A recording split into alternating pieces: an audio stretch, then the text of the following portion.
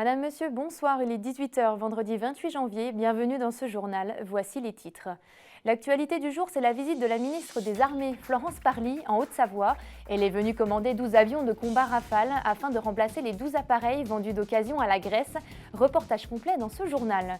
En montagne, la fréquentation des cabinets médicaux a baissé drastiquement alors qu'en cette période, ils devraient soigner autant de patients que sur la période estivale. La fermeture des remontées mécaniques bouleverse leur modèle économique.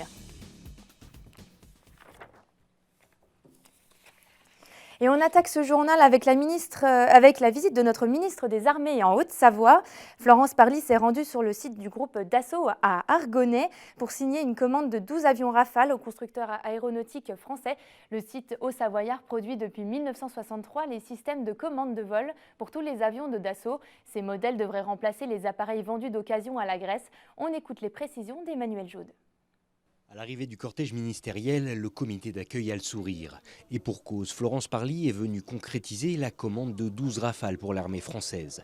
Un signe fort pour le groupe qui complète encore un peu plus sa liste de production pour les prochaines années. Nous fabriquons en ce moment déjà les commandes export d'hier, on va dire, donc des quatre contrats Égypte, Qatar, Inde et puis maintenant Grèce. En plus des avions français, il en reste 28 à livrer, plus les 12 annoncés aujourd'hui, ça fait 40 à livrer d'ici 2025. Donc ça donne un plan de charge qui permet d'avoir une cadence supérieure à 1 qui assure les 7000 personnels qui sont en charge de travail exclusivement sur le Rafale. À un moment où l'aviation civile aussi se porte moins bien, cet équilibre entre France et export, c'est aussi un équilibre entre défense et civil. Donc vous voyez, on marche en réalité sur 2 pieds, même sur 3 pieds. Le civil, la défense France et la défense à l'exportation. Sur le site d'Argonay, qui est spécialisé dans la production des systèmes de commande de vol, c'est donc l'effervescence. Car avec cet acte de renouvellement de confiance, c'est bien le savoir-faire français qui est valorisé, bien au-delà des limites du territoire. Nous avons lundi à Athènes annoncé la commande par la Grèce de 18 avions Rafale, dont 6 qui sont des avions neufs et dont 12 sont des avions qui seront prélevés sur la flotte opérée par l'armée de l'air et de l'espace et qui ont vocation à être livrés dès 2021. Afin de ne pas réduire les capacités de l'armée de l'air et de l'espace, il est urgent de compenser ces 12 appareils, d'où l'annonce que je viens de faire d'une commande de 12 avions Rafale pour l'armée de l'air et de l'espace, qui seront donc produits non seulement par Dassault Aviation, mais par l'ensemble de ses sous-traitants, et ce qui permettra à nos forces armées de disposer en 2025 de 12 appareils au meilleur standard, puisqu'il s'agit du standard le plus moderne que Dassault Aviation est en capacité de proposer. Entré en service en 2004, le Rafale s'est très vite imposé comme le remplaçant de nombreux autres types d'avions de combat. Sur les 192 commandés par la France à ce jour, 152 ont déjà été livrés. Et on reste en Haute-Savoie pour évoquer le sort des professionnels de montagne qui connaissent une baisse historique de leurs activités, et plus particulièrement chez les médecins de montagne dont les 3/4 vivent et travaillent en Pays de Savoie. Depuis la fermeture des remontées mécaniques, leur activité est en chute libre depuis cet hiver et pour le moment, ils ne bénéficient d'aucune aide. Fanette de Buisson est allée à leur rencontre au Jet et à Avoria.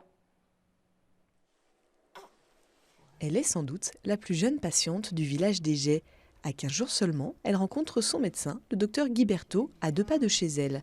Toute l'année, le cabinet médical accueille les 1500 habitants de la station, ceux de la vallée et bien sûr les touristes. Mais cette année, le mois de janvier ressemble au mois de novembre. L'activité est en baisse de 65%. 3 médecins travaillent au lieu de 6. On a du matériel, on a un plateau technique important, matériel d'échographie, de radiographie. On a un grand cabinet pour pouvoir accueillir toute cette population touristique.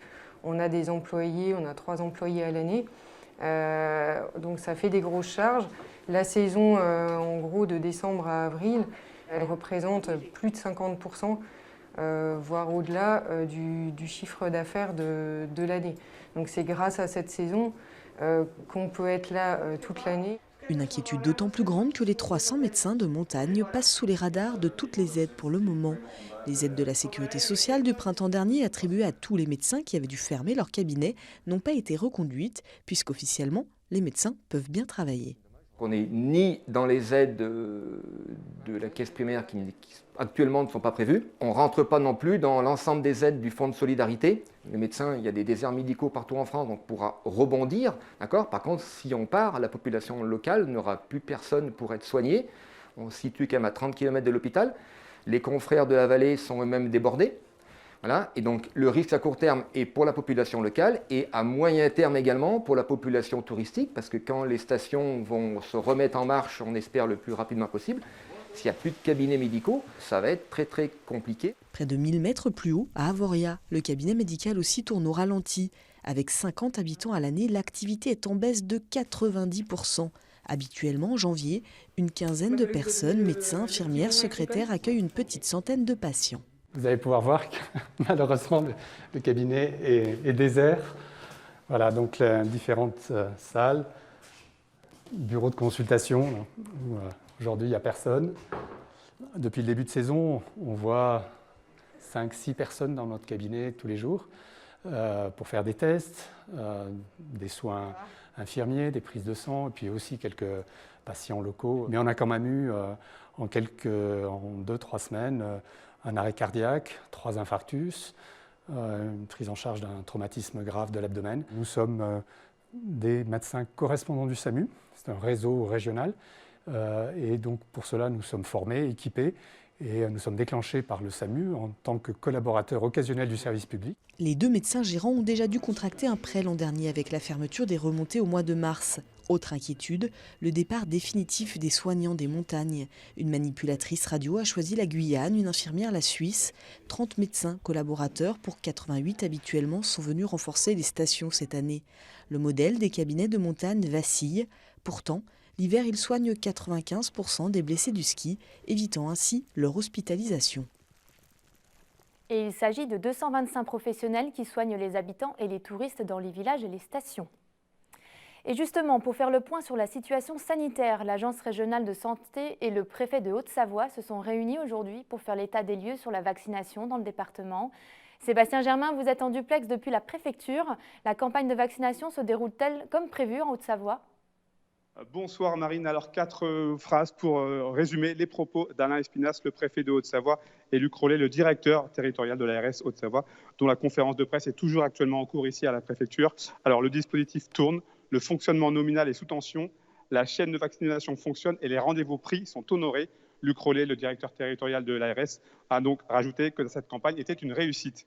Au niveau des chiffres, la stabilité est observée au niveau sanitaire puisque le taux d'incidence est de 189 en Haute-Savoie et le taux de positivité de 8,6. C'est moins que les autres départements de la région Aura, excepté le département de la Savoie. Monsieur Rollet et monsieur Espinasse ont tenu à le rappeler. Au niveau des vaccinations, donc on a les derniers chiffres. Alors je vais vous les donner. Donc, au 28 janvier 2021, 11 084 personnes ont été vaccinées en Haute-Savoie, dont 1 236 patients ou résidents en EHPAD, 4 814 professionnels de santé de plus de 50 ans et ou avec comorbidité ont été vaccinés, ainsi que 4 605 personnes âgées de plus de 75 ans ou présentant des comorbidités. 429 autres personnes, dont des pompiers également, ont été vaccinées.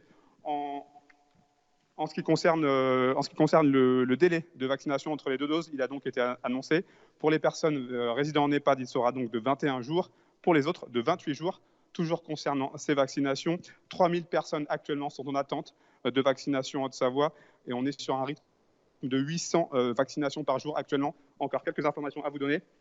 Sachez qu'en Haute-Savoie, tout est prêt pour l'arrivée du vaccin. Petit à petit, les personnes vont pouvoir s'inscrire. Cela dépendra du rythme d'approvisionnement des fabricants. Enfin, une dernière chose, on a eu des nouvelles du cluster du côté de Valorcine, à côté de Chamonix. Les étudiants sont toujours à Valorcine, toujours à l'isolement. Et ils resteront à Valorcine en France jusqu'à leur guérison. Voilà ce qu'on pouvait dire sur ce point actuellement ici à la préfecture de Haute-Savoie. Merci Sébastien. Prudence sur les routes de montagne. Une deuxième coulée de neige de 300 mètres de large s'est déversée sur le hameau du Fornay hier soir dans la commune de Val d'Isère. Un pick-up a été emporté par l'avalanche et une centaine de personnes se retrouvent isolées du monde dans ce hameau. 6 habitants ont dû passer la nuit hors de leur domicile, à l'hôtel ou dans un village vacances. Leur relogement a été pris en charge par la mairie. Depuis ce vendredi matin, le Val d'Isère reste coupé de la vallée. Il s'agit de la RD 902 qui relie Val d'Isère à Bourg-Saint-Maurice. Pour le moment, la gendarmerie a mis en place un dispositif de convoi afin de purger les pentes au-dessus de la route. Même scénario à la station des Arcs 2000 ce vendredi midi. Les secours sont arrivés sur place en milieu de journée pour dégager la chaussée recouverte de neige. Ils craignaient que des automobilistes soient pris au piège par cette coulée. Heureusement, il n'en est rien. Ils n'ont signalé aucune disparition. Donc vous l'aurez compris, la vigilance est donc de mise ce week-end en raison du redoux. Le risque d'avalanche est évalué à 5 sur 5 dans le massif de la Haute-Tarentaise où s'est déclenchée l'avalanche. D'autres risquent encore de se produire d'après Météo France. Les départements d'Isère, de Savoie et de Haute-Savoie restent en vigilance orange pour risque d'avalanche. Du côté de Chamonix, les organisateurs du Kandahar se préparent à accueillir la Coupe du monde de ski alpin qui aura lieu ce week-end. 2 slaloms sont au programme avec 2 manches par jour. La pluie est attendue, mais la neige pourrait s'inviter à la compétition ce dimanche. Rendez-vous samedi dès 9h30 pour suivre la première manche. Partons en direction de la Croisette au foyer nordique du Salève. Cette association spécialisée dans le ski de fond connaît un fort succès depuis sa réouverture en janvier. Elle enregistre un taux de fréquentation record pour la saison. Raquettes, luge ou encore skating, les locaux ne se privent pas d'un week-end de glisse en pleine nature. Regardez. Le Salève fait carton plein cette année. Faute de remontée mécanique, les skieurs se laissent séduire par la glisse en pleine nature. Le foyer nordique a doublé sa fréquentation. On fait des records, on a, je pense, doublé le nombre de personnes qu'on a par jour. Et il y a beaucoup de gens qui découvrent finalement le ski de fond, qui n'avaient jamais eu l'opportunité d'en faire et tombent amoureux de ce sport parce que c'est quand même quelque chose qui est vraiment sympa parce que ça permet d'être dans la nature, de faire un exercice physique. Le foyer a même ouvert un mois plus tôt grâce aux conditions météo exceptionnelles. Une neige fraîche et abondante qui donne envie de s'essayer à de nouvelles pratiques. On peut d'ailleurs louer l'équipement. On a un parc avec des skis adultes, skating, une trentaine, ski alternatif, une trentaine, et puis un parc enfant assez important parce qu'on reçoit de temps en temps des scolaires. Voilà. Après, vous pouvez louer des raquettes, enfants, adultes, juste là. Au programme, 2 pistes de ski de fond étendues sur une vingtaine de kilomètres au cœur des alpages. Pour les raquettistes, un parcours menant à la grotte du diable. Qu'on soit amateur ou initié, le plaisir de la glisse reste le même et les locaux surfent sur la vague. C'est tout prêt et puis c'est convivial, les pistes sont bien préparées. Et non, c'est un environnement exceptionnel. C'est assez sauvage, il n'y a pas énormément de monde. La vue est juste splendide, à la fois sur le bassin genevois et puis sur le Mont Blanc. Ça rejoint tous les atouts que je recherche pour le ski de fond. De quoi se changer les idées et de profiter de la montagne autrement, à 20 minutes du bassin genevois. Et ce n'est pas ces fondeurs qui vous diront le contraire. Place à notre chronique en extérieur au château de Menton-Saint-Bernard. Le responsable du potager, Hugues de Vries, nous livre ses meilleurs conseils pour aborder cette période hivernale où la neige est au rendez-vous. On l'écoute au micro de Sébastien Germain. Bonjour à toutes et à tous, ravi de vous retrouver une nouvelle fois ici au château de Menton-Saint-Bernard en compagnie de Hugues de Vries. Hugues, bonjour. Bonjour Sébastien. Merci de nous accueillir. Bonne année pour cette, justement, tous nos vœux au nom de 8 Mont Blanc pour cette nouvelle année 2021. On espère qu'il y aura plein de bonnes choses, plein de nouvelles choses pour toi et pour ton activité ici au château. Bah écoute, merci pour tes vœux. À mon tour, bonne année à toi, à tes proches et à tous. J'espère que l'année 2021 sera meilleure que l'année 2020. On souhaite en tout cas au potager beaucoup d'activité et de productivité et de fertilité. Alors on a choisi, hein, on le dit, on a choisi de ne pas porter le masque, on est à l'air libre, oui. On a notre distance de sécurité, on va déambuler tranquillement dans le potager. On le voit, hein, vous le voyez sur les images de la neige est tombée en abondance. Comment on fait pour, quand on est jardinier, quand on s'occupe d'un potager, comment on fait pour gérer l'arrivée de la neige sur un potager? Bah alors déjà, il faut l'avoir un petit peu anticipé. Hein. Ce qu'on va voir là, ce qu'on voit ici typiquement, c'est qu'on a paillé, là c'est un fruitier pour le protéger, et aussi on a paillé les légumes d'hiver que Quand sont tu dis les... pailler, qu'est-ce que ça signifie? Alors oui, encore une fois, hein, c'est pas forcément que de la paille, c'est du broyat, des feuilles mortes, des déchets verts et bruns, hein, azote et carbone. Et on va pailler les choux, les poireaux pour les protéger du gel ou même du poids de la neige pour mécaniquement et les protéger de ces de ces éléments du mois de janvier. Après, ce qu'il faut savoir, c'est que lorsqu'il pleut, ça apporte de l'eau au sol. Lorsqu'il neige, il faut savoir qu'un flocon de neige capte l'azote du ciel. Et du coup, il vient non seulement hydrater le sol et les plantes, et en plus, il vient apporter de l'azote dans le sol. Donc c'est pas que négatif. C'est pas que négatif. Donc, et même la neige représente une forme de protection thermique, puisque bon, elle est à 0 degré, mais quand il fait moins 15, moins 20 la nuit, sous la neige, il fait meilleur. D'accord. Du coup, finalement, pour les légumes, encore une fois, la nature est bien faite. Donc, apport d'azote et protection, entre guillemets, thermique. Donc, j'accueille la neige avec plaisir. Simplement, faut protéger les légumes en les paillant au préalable. Si ça n'a pas été fait, c'est pas grave. De toute façon, il y aura d'autres épisodes dans l'hiver de neige. Donc, on peut faire le paillage. Là, ces jours prochains, je crois qu'il va pleuvoir et reneiger. Du coup, on peut pailler entre les deux pour se préparer à la prochaine chute de neige. Il n'y a pas de problème. Il n'y a pas de contre-indication. Non, non, non. Ça donne des images sympas.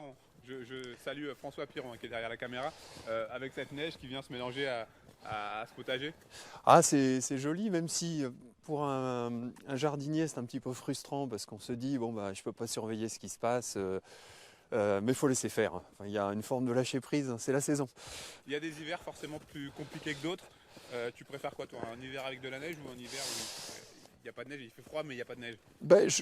J'aime bien la neige parce qu'on remplit les nappes phréatiques, on imbibe le sol, ça fait cet apport d'azote. C'est joli, je suis aussi pratiquant de ski de rando à mes heures perdues, du coup j'aime bien la neige. Donc non, je l'accueille bien et puis ça me force à faire autre chose dans le potager, d'autres activités en fait. Qu'est-ce que tu fais justement? En fait, quand il y a des gros épisodes météo qui sont difficiles, des grands froids ou des grosses chutes de neige, comme on a eu ces derniers jours, c'est le moment d'aller dans un atelier se mettre à l'abri et penser aux animaux qui cherchent aussi à se mettre à l'abri. Je pense notamment aux oiseaux qui sont des alliés très précieux du potager. Par exemple, la mésange bleue qui est l'allié par absolu du jardinier puisqu'elle va manger les chenilles, même les pucerons. Et on va chercher à lui faire des abris. Et ça se fait dans un atelier en hiver, quand on a les mains au chaud. Et en fait, c'est assez simple de l'attirer. En fait, on sélectionne l'espèce d'oiseau qu'on veut par le diamètre du trou. Typiquement, une mésange bleue, elle va être en confort avec un trou dans le nichoir entre 25 et 27 mm. C'est très précis. Les oiseaux savent faire de la géométrie. Et en fait, elles savent qu'elles seules peuvent rentrer dans ce trou-là.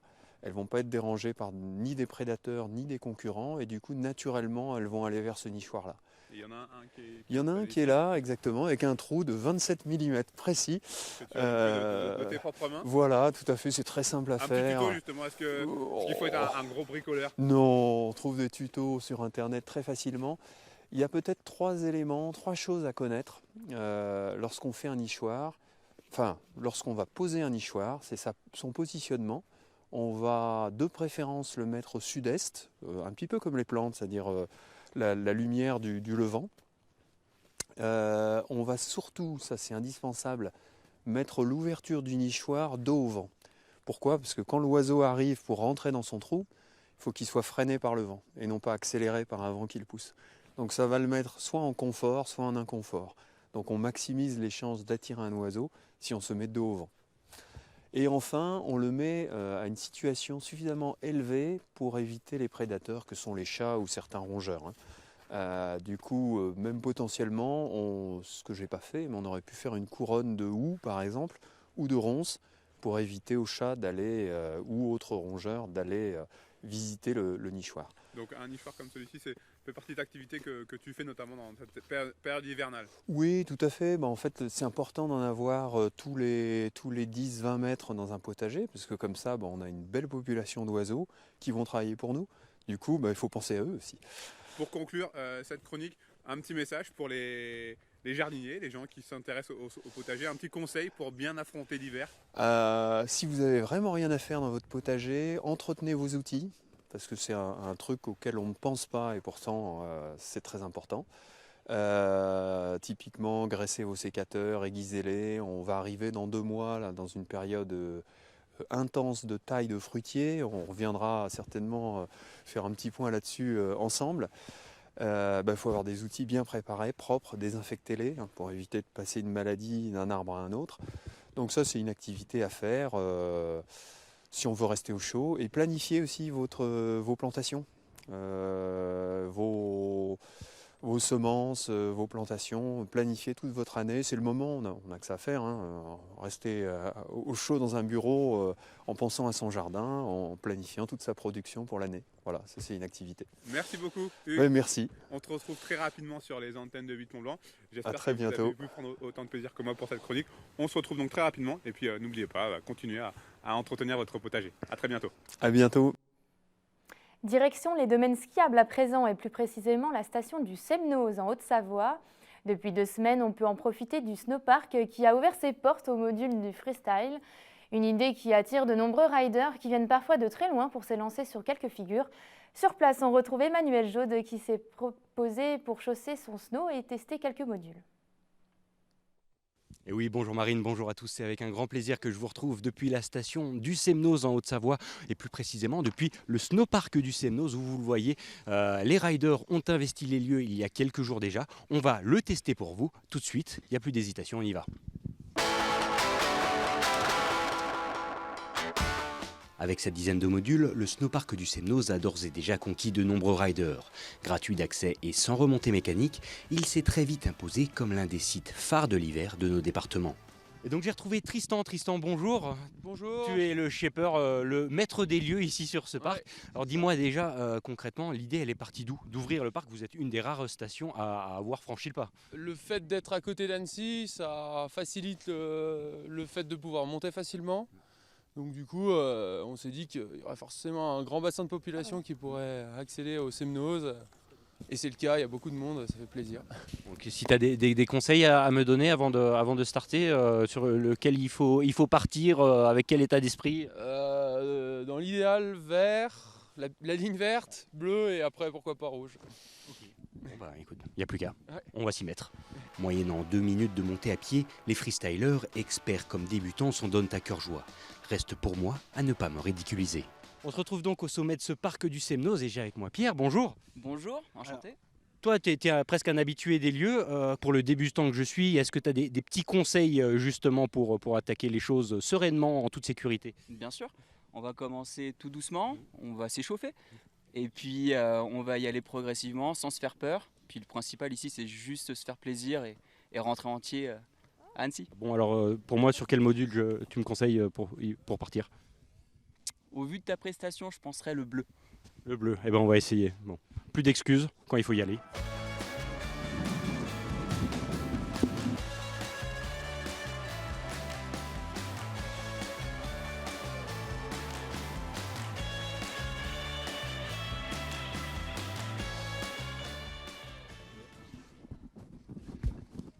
Bon bah, je suis content de me dire que j'ai pas loupé ma vocation, mais le snowpark du Semnoz, ça reste un outil de choix pour les acharnés comme les débutants comme moi pour se faire plaisir. Il reste ouvert tous les mercredis et les week-ends. Reste à vous de franchir le pas et de l'essayer. C'est la fin de cette édition. Merci à tous pour votre fidélité sur 8 Mont-Blanc. Tout de suite, la météo de Thierry Paulme. À suivre votre émission hebdomadaire en tête-à-tête. Victoria Lopez et Joanne Poignangros ont rencontré le pianiste, humoriste et poète Alexandre Prévert. Inventeur du stand-up classique, il propose des contre-JT chaque soir à 20h sur ses réseaux pour adoucir notre quotidien. Rencontre à suivre sur les bords du lac du Bourget. Lundi, vous retrouverez également Fanette de Buisson au journal à 18h. Quant à moi, je vous souhaite une très belle soirée. À très vite sur 8 Mont-Blanc. Prenez soin de vous.